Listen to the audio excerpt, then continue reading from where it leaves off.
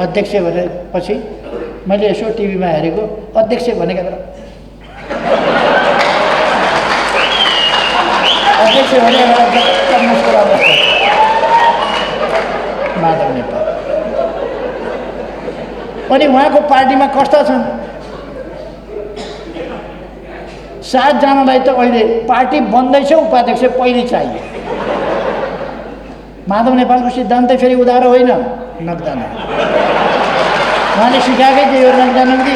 7 जना उपाध्यक्षले नगदा नगदी लिए ठ्याक्कै ठाउँका ठाउँ नगदा नगदी उपाध्यक्ष 7 जना। यसो गरेर हुँदैन रहेछ।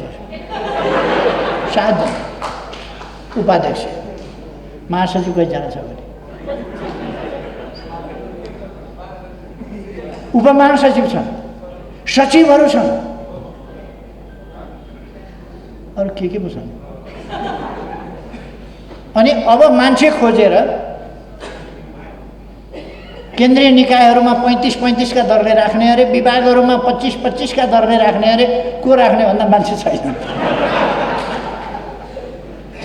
मान्छे छैन राख्ने चाहिँ राख्ने अरे भएमा मान्छे भएमा राख्ने। जेउस हामी जनतामा भ्रम पार्न खोजिएको अवस्थामा छौँ, अलमल पार्न खोजिएको अवस्थामा छौँ।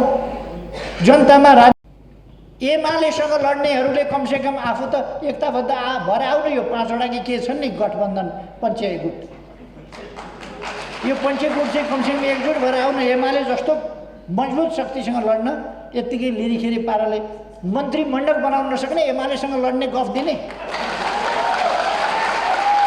मन्त्री परिषदको विस्तार गर्न नसक्ने एमालेसँग लड्ने धाक लगाउने। एकता देखियो त्यहाँ एकता। हामी सरकार बनाउँ। भोलि हेर्नु होला हामीले सरकार बनाउँदा 3 दिनभित्र हामी सरकार कम्प्लिट गरिसक्छौँ। उसै दिन पनि गर्न सक्छौँ। उति गरे सरकार आएपछि हाम्रो पार्टी एकजुट एक ढिक्का एक विचारमा चलेको, एउटा विचारमा सङ्गठित भएको, एउटा उद्देश्यमा सङ्गठित भएको, एउटा उद्देश्यतर्फ उद्देश्यलाई गन्तव्य बनाएर अगाडि बढेको पार्टी। त्यसकारण यसमा पदका लागिको मरिमेटाइ हुँदैन। केही प्रवृत्तिहरू पदका लागि मरिमेट्ने छन् भने पनि तिनीहरूलाई हामी कुनै प्रोत्साहित गर्दैनौँ। पदका लागि मरिमेट्ने मान्छे अन्ततः गएर काम पनि लाग्दैन। पदका लागि जो मरिमेट्छ अन्तिममा गएर देश र जनताका लागि त्यो अडिन्छ भन्ने होइन। मैले भन्ने गरेको छु प्राय निष्ठाका साथ काम गर्नुहोस्, इमानका साथ काम गर्नुहोस्, मति ठेगानमा राखेर काम गर्नुहोस्। सबभन्दा महत्त्वपूर्ण कुरा मति हो। बुद्धिले धेरै काम लिन थाल्नुभयो भने बुद्धि खेलाउँदा खेलाउँदा प्रचण्ड भइन्छ। बुद्धि खेलायो जाँदा जाँदै गर्लाम। प्रधानमन्त्री हुन कुदे होइनन् प्रचण्ड। अहिले हेर्नुहोस् त बिचरा माधव नेपाल प्रचण्ड हुन के प्रधानमन्त्री हुन कुदे होइनन्। प्रधानमन्त्री हुन कुदे माधव नेपाल। अहिले हेर्नुहोस् त पार्टी त उनको पदाधिकारी पार्टी भएछ। माधव नेपाल सञ्चालनको तरिका, सरकार सञ्चालनमा गम्भीरता के छ भन्ने कुरा कसरी छ। यस अवस्थालाई यो दुःखद स्थिति हो देशका लागि। देशको यस्तो तीव्र विकासको दुनियाँमा आजको अझ कोभिडले थला पारेको स्थितिमा यसबाट सामना गर्दै अगाडि बढेर तीव्र विकासमा जानै पर्ने बाध्यता हाम्रो छ। धन्न हामीले आइटीको क्षेत्रमा डिजिटल नेपाल भनेर जुम सिस्टम सुरु गरेर 4G सुरु गरेर अनेक हामीले केवल कार ओछ्याउने कुराहरूदेखि लिएर सहरको ब्युटिफिकेसनका लागि पनि सजिलोका लागि पनि अब टेलिफोनका तारहरू अन्डरग्राउन्ड लाने भनेर पाइपहरू घुसारै अहिलेसम्ममा सकिन लाग्थ्यो होला। चिन्ता नगर्नुहोस्। रानी पोखरी हामीले शिलान्यास गरेका थियौँ, फर्केर आउँदा इँटामा लेउ लागिरहेको रहेछ। देउसेउ पखालेर हामीले फेरि निर्माण गरेर सक्यौँ। मै बनाउँछु मेरो धरहरा भनेर मैले एउटा अभियान सुरु गरेको थिएँ। म छोडेर हिँड्दा जहाँ थियो त्यहीँ जस्ताको तस्तै ढलेको ढलै छ। विचित्रको स्थिति आएर हामीले सुरु गरेर शुभारम्भ गर्यौँ। कस्तो आतिए भने केपी ओलीले शिलान्यास पनि सबै सिध्याउने भयो, बाटाका शिलान्यास पनि सबै सिध्याउने भयो, पुलका शिलान्यास पनि सिध्याउने भयो। खुरुखुरु निर्माण कार्य गरेर धमाधम निर्माण कार्य सम्पन्न गरेर उद्घाटन गरेको गरेछ, उद्घाटन पनि सिध्याउने भयो। 1 महिना अरू भएको भए अरू धेरै उद्घाटन भइसक्थ्यो। तर व्यवधान अहिले त सरकारै बन्न सकेका छैन, मन्त्री नै पाउन नसकेका हो कि के नभएको। मन्त्री नै छैन भने के हालत होला। मन्त्री नै छैन, 75 दिनसम्म मन्त्री छैन, मन्त्रालय छन् मन्त्री छैन। सचिवहरूले धेरैपल्ट मन्त्रीको स्वागतका लागि यस्ता पुष्पगुच्छाहरू बनाए। एउटा पुष्पगुच्छा आज बनाएर राख्छन्, कति बेर मन्त्री आउला भनेर त्यो ओइराउँछ। फेरि अर्को दिन पुष्पगुच्छा बनाएर राख्छन्, त्यो ओइराउँछ। माला उनेर राख्छन्, त्यो ओइराउँछ। माला किनेर ल्याउँछन् त्यहाँ 32 पुतली के अरे या कमलादीबाट माला किनेर लान्छन् सचिवहरूले। मन्त्री आउँदैन, फेरि ओइराउँछ। पछि बिचराहरूलाई त्यो बेरुजु होला भन्ने डर। मन्त्री आउँदैन, 2.5 महिनासम्म मन्त्री मन्त्री नबन्नु। जसको कार्यकाल 15 महिना छैन, 2.5 महिना मन्त्री नै नबनिकन गयो। अब यो 14 महिनाभित्र मन्त्री बनाइसक्यो भने धन्यवाद छ सरकार। कमसेकम एउटा काम त गऱ्यो। यस स्थितिलाई बदल्नका लागि तपाईहरुका जिल्ला कमिटीहरूले, तपाईहरुका क्षेत्रका संगठनहरूलाई, तपाईहरुका क्षेत्रका साथीहरूलाई सचेत गर्नुपर्छ, सङ्गठित गर्नुपर्छ, गतिशील बनाउनुपर्छ र जनताका बीचमा पठाउनुपर्छ। त्यो पेशा व्यवसायसँग भनेको त्यही पेशा व्यवसायसँग मात्रै हुँदैन। तिनका अभिभावक हुन्छन्, तिनका परिवारका सदस्यहरू हुन्छन्, अरू पेशा व्यवसायसँग त्यसको सम्बन्ध हुन्छ। तिनका छोराछोरी हुन्छन्, तिनका बा आमा हुन्छन्, तिनका मामा माइजू हुन्छन्, तिनका भिनाजु हुन्छन्, तिनका साला साथी हुन्छन्, अरू अनेक हुन्छन्। ती सबै ठाउँतिर तपाईहरु पुग्नुपर्छ र तपाईहरुले यी संस्थाहरू जो यिनको नेसनल नेटवर्क छ, यस्ता संस्थाहरू युवाहरू, विद्यार्थीहरू, मजदुरहरू, उद्यमी व्यवसायीहरू, अरू विभिन्न क्षेत्रहरू, यसलाई तपाईहरुले सङ्गठित गरेर गतिशील बनाउनुपर्छ। सङ्गठित र गतिशील म तपाईहरुलाई सङ्गठित गरेर साथीहरूलाई सचेत बनाउन, त्यो सचेतनताका आधारमा पार्टीले ठिक ढङ्गले नीतिहरू अगाडि सारेको छ, ती नीतिका आधारमा सङ्गठित हुन र अगाडि बढाउन म आग्रह गर्न चाहन्छु। पार्टीभित्र केही समस्याहरू देखा पर्न सक्छन्, अल्झाउने कुराहरू आउन सक्छन्, अगाडि बढ्न नदिने खालका प्रयासहरू फेरि पनि हुन सक्दैनन् भन्न सकिँदैन। अल्झाउने अल्मल्याउने प्रयासहरू हुन सक्छन्। म तपाईहरुलाई भन्न चाहन्छु, अल्मल्याउने अल्झाउने कुनै प्रकारका प्रयास, कुनैले के पढाउँदै हिँडेर कुनै अर्थ छैन।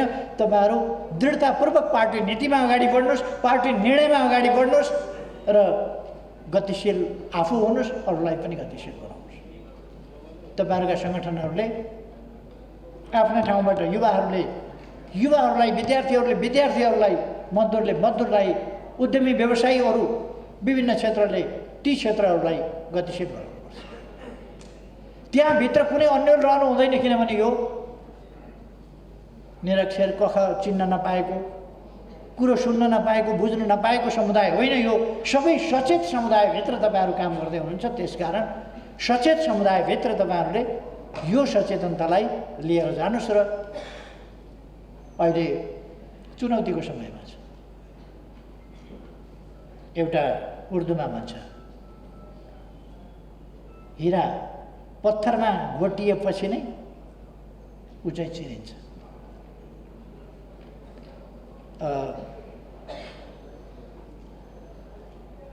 त्यो उर्दूमा भन्छ, खार लाती है हिना पत्थर पे घिसने के बाद। पत्थरमा घोटिएपछि हिरा झन् चम्किलो भएर आउँछ। अहिलेको समय भनेको हामी पत्थरमा घोटिने समय छ, चुनौतीको समय छ। पार्टी फोड्न खोजेका छन्, टुक्र्याउन खोजेका छन्, सिद्ध्याउन खोजेका छन्। यस्तो बेलामा टुक्रिन दिने होइन, कमजोर हुन दिने होइन, विभाजित हुन दिने होइन, एकजुट भएर एकजुट बनाएर अगाडि बढाउने हो।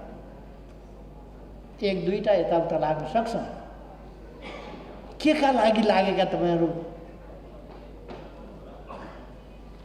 सोध्न के सोध्नु र होइन, के का लागि तिमीहरू लाग्यो भनेर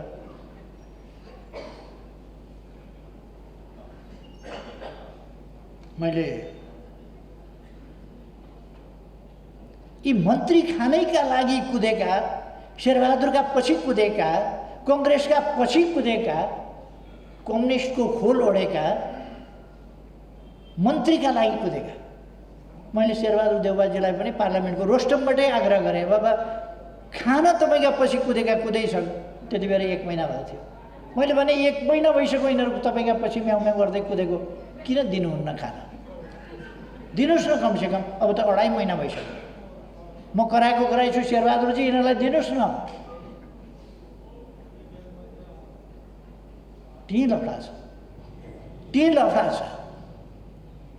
एमालेसँग लड्नेहरूले कमसेकम आफू त एकताबद्ध भएर आउनु। यो 5वटा कि के छन् नि गठबन्धन, पञ्चायत गुट, यो पञ्चायत गुट चाहिँ कमसेकम एकजुट भएर आउनु। एमाले जस्तो मजबुत शक्तिसँग लड्न यत्तिकै लिरिखेरी पाराले मन्त्रीमण्डल बनाउन नसक्ने, एमालेसँग लड्ने गफ दिने, मन्त्री परिषदको विस्तार गर्न नसक्ने, एमालेसँग लड्ने धाक लगाउने। एकता देखियो त्यहाँ, एकता। हामी सरकार बनाउँ। भोलि हेर्नु होला, हामीले सरकार बनाउँदा 3 दिनभित्र हामी सरकार कम्प्लिट गरिसक्छौँ। उसै दिन पनि गर्न सक्छौँ। उति गरे सरकार आएपछि हाम्रो पार्टी एकजुट, एक ढिक्का, एक विचारमा चलेको, एउटा विचारमा सङ्गठित भएको, एउटा उद्देश्यमा सङ्गठित भएको, एउटा उद्देश्यतर्फ, उद्देश्यलाई गन्तव्य बनाएर अगाडि बढेको पार्टी। त्यसकारण यसमा पदका लागिको मरिमेटाइ हुँदैन। केही प्रवृत्तिहरू पदका लागि मरिमेट्ने छन् भने पनि तिनीहरूलाई हामी कुनै प्रोत्साहित गर्दैनौँ। पदका लागि मरिमेट्ने मान्छे अन्तत गएर काम पनि लाग्दैन। पदका लागि जो मरिमेट्छ अन्तिममा गएर देश र जनताका लागि त्यो अडिन्छ भन्ने होइन। मैले भन्ने गरेको छु, प्राय निष्ठाका साथ काम गर्नुहोस्, इमानका साथ काम गर्नुहोस्, मति ठेगानमा राखेर काम गर्नुहोस्। सबभन्दा महत्त्वपूर्ण कुरा मति हो। बुद्धिले धेरै काम लिन थाल्नुभयो भने बुद्धि खेलाउँदा खेलाउँदा प्रचण्ड भइन्छ। बुद्धि खेलायो खेलायो खेलायो खेलायो जाँदा जाँदै गर्लाम। प्रधानमन्त्री हुन कुदे होइनन् प्रचण्ड। अहिले हेर्नुहोस् त बिचरा माधव नेपाल प्रचण्ड हुन के प्रधानमन्त्री हुन कुदे होइनन्। प्रधानमन्त्री हुन कुदे माधव नेपाल अहिले हेर्नुहोस् त। पार्टी त उनको पदाधिकारी पार्टी भएछ। माधव नेपाल नेकपा एकीकृत समाजवादीका अध्यक्ष। फुटेको यत्रो चोइटो एकीकृत, फुटेर चोइटो भएपछि एकीकृत हुँदो रहेछ। एकीकृत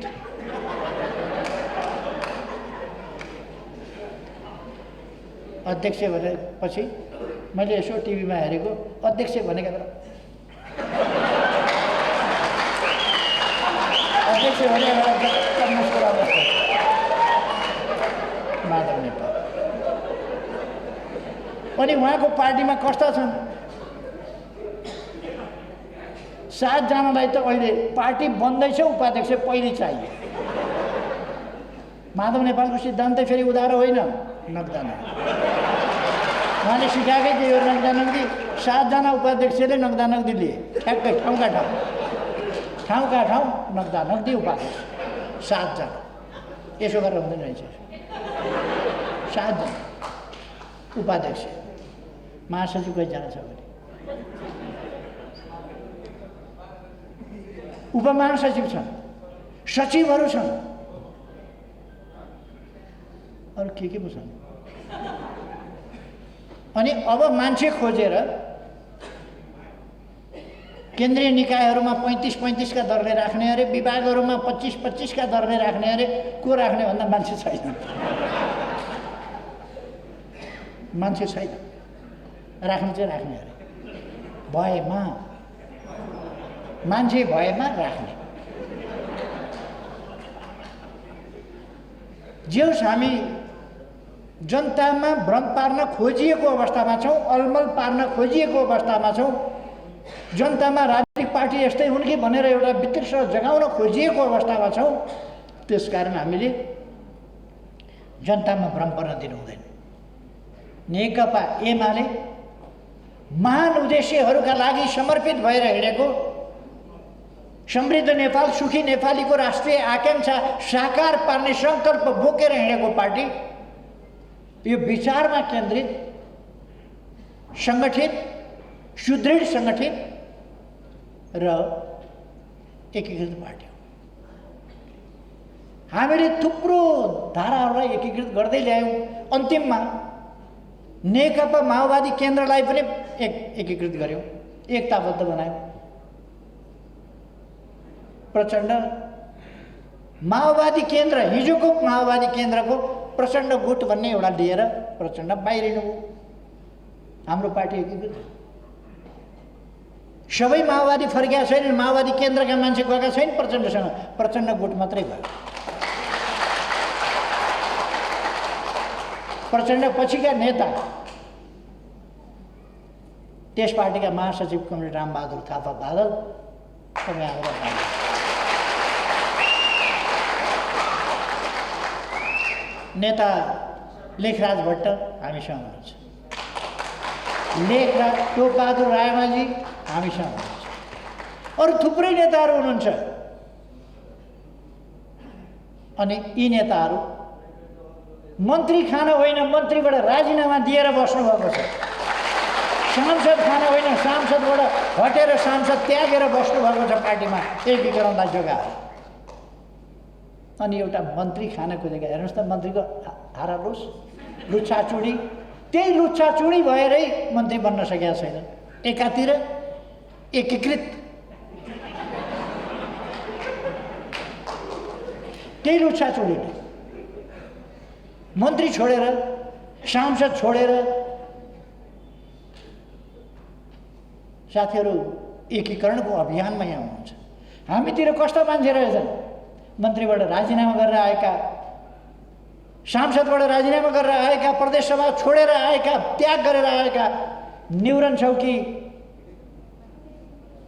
तिम्रो पद हटाइदेऊ भन्दा न्यूरिन्न, सही विचारका लागि, सही उद्देश्यका लागि उभिन्छु भनेर आएका साथीहरू। त्यसकारण जनतालाई अलमलमा पर्न दिनु हुँदैन। यो पार्टी नै एकीकृत पार्टी हो। यो पार्टी नै अहिले पनि के नगर्यौँ एमालेका विरुद्ध हुन्छ। अरूभन्दा डेढाभन्दा अलिक बढी त हामी छँदैछौँ त अहिले पनि। हामीलाई खुब नोक्सान पारे अरे। अनि सबै मिल्दा कति छन् त भन्दाखेरि हाम्रो कम्मर नै आइपुग्छन्। सबै मिल्दा पनि त्यति नै हो। त्यसकारण यसमा हामी अत्यन्तै स्पष्ट भएर दृढताका साथ अगाडि बढ्न जरुरी छ। म साथीहरूलाई आग्रह गर्न चाहन्छु, तपाईहरू उच्च मनोबलका साथ हाम्रा उद्देश्यहरू, सही विचारहरू, हाम्रो सही गन्तव्य, त्यो गन्तव्यमा पुग्ने सही बाटो, त्यसका निम्ति सही विचारहरू, सही सङ्गठन, सशक्त सङ्गठन, व्यापक सङ्गठन, गतिशील सङ्गठन हामीसँग छ। जनआधारित सङ्गठन हामीसँग छ।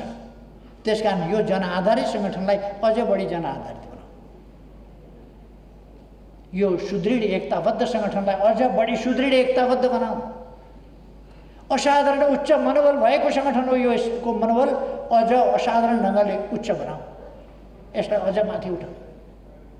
आजको आवश्यकता हो। मैले विश्वास, हामीले दुनियाँमा देख्यौँ कम्युनिस्ट नछानिने कस्ता मान्छे चाहिँ राष्ट्रपतिमा छानिदिन्छ। देश बनाउँछु भन्ने, जनताका लागि सोच्ने, विश्वमा शान्तिका लागि सोच्ने ती मान्छेहरू पछाडि पारिन्छ। तिनीहरूको कुरा सुनिँदैन र दुनियाँमा मसल देखाउनेहरू अनि छानिन्छ। अनि दुनियाँ के हुन्छ? शान्ति कसरी स्थापना हुन्छ? हामी विश्व शान्तिका पक्षमा हुन्छौँ। शान्ति बिना मानव जाति कसरी सुखी हुन सक्छ? कसरी सुरक्षित हुन सक्छ? तर मान्छेका स्वार्थ, अहङ्कार, एउटा व्यक्ति विशेषका, एउटा राष्ट्र विशेषका स्वार्थ अहङ्कारमा आज विश्व शान्ति खल्बलिएको छ। यही बोल्न पनि कतिपयलाई यति बोल्न पनि गाह्रो। नाकाबन्दी हुँदा त नाकाबन्दी भन्न नसक्ने चुप लागेर बस्नेहरू यस देशमा छन् भने, आफूलाई प्रजातन्त्रवादी भन्ने, क्रान्तिकारी भन्ने, अनेक भन्ने, तर नाकाबन्दी भयो, हामीमाथि नाकाबन्दी भएर अन्याय भयो, हाम्रो चुलो बलेन, हाम्रो गाडी चलेन, हाम्रा विद्यालय चलेनन्, हामीले औषधि पाएनौँ, हाम्रा बालबालिका अलपत्र परे, बुढाबुढी अलपत्र परे, बिमारीले उपचार पाएन, औषधि पाएन, नाकाबन्दी अन्त्य गर भनेर भन्नु त टाढाको कुरा। नाकाबन्दी भयो भन्न समेत नसकेर बोर्डरमा देखा परेका समस्याहरू कतैको पेट भोको छ, पाउरोटी खान पाएको छैन, पाउरोटी कसले बनाउने? कृष्ण पाउरोटी आफै बन्द कसले बनाउँछ? अनि पाउरोटी उद्योगहरू नै बन्द कसले बनाउँछ? एकजना साथी मलाई भन्थे, ग्यास पाएन भने पनि चिया बनाएर खाइहालिन्छ भन्ठानेको त ग्यास नभएपछि त चिया कहाँबाट खानु? चाउचाउ पकाएर खाइन्छ, भात भएन भनेको चाउचाउ कहाँबाट पाउनु? चाउचाउ कहाँबाट पकाउनु? फेरि केही पनि नहुने रहेछ त्यो त वास्तवमा हुँदैन। त्यस्तामा बोल्न नसक्नेले विश्व शान्तिका कुरा, विश्वमा हतियारको चाङ लागेको कुरा, विश्व शान्तिमा खतरा पैदा भएको कुरा, त्यो त गर्न सक्ने कुरै भएन। काम गराइ कस्तो छ? तराईतिर भन्छ एउटा चट मग्नी पट शादी भनेर। हिजो तपाईँहरूले देख्नुभयो होला नि, चट मग्नी पट शादी। एउटा मन्त्री फ्याट्ट तोकिएपछि नियुक्त गरिए, फ्याट्ट हतार शपथ ग्रहण गरिए, सुटकेस 3 छेउमा ल्याएर राखेर छ, लिएर एयरपोर्ट। क्या ताल! संयुक्त राष्ट्रसङ्घमा नेपालको प्रतिनिधित्व गर्न जाने, के प्रतिनिधित्व गर्ने, कसरी प्रतिनिधित्व गर्ने, के बोल्न जाने, के भन्न जाने, कपडाको ब्यागेज बोकेर संयुक्त राष्ट्रमा प्रतिनिधित्व हुन्छ?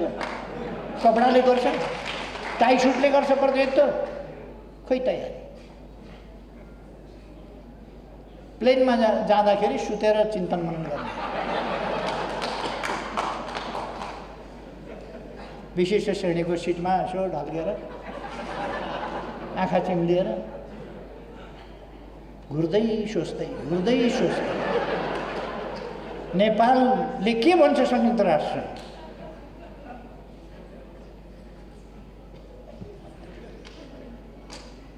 यो हालत छ देशको।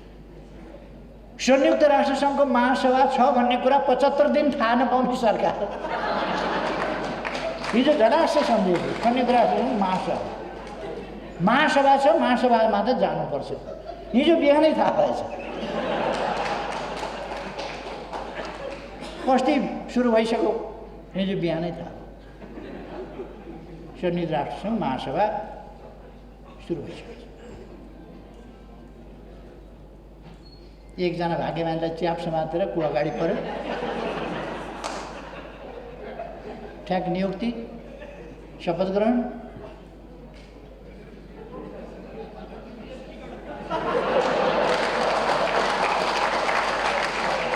यस तालले चलेको छ यो सरकार।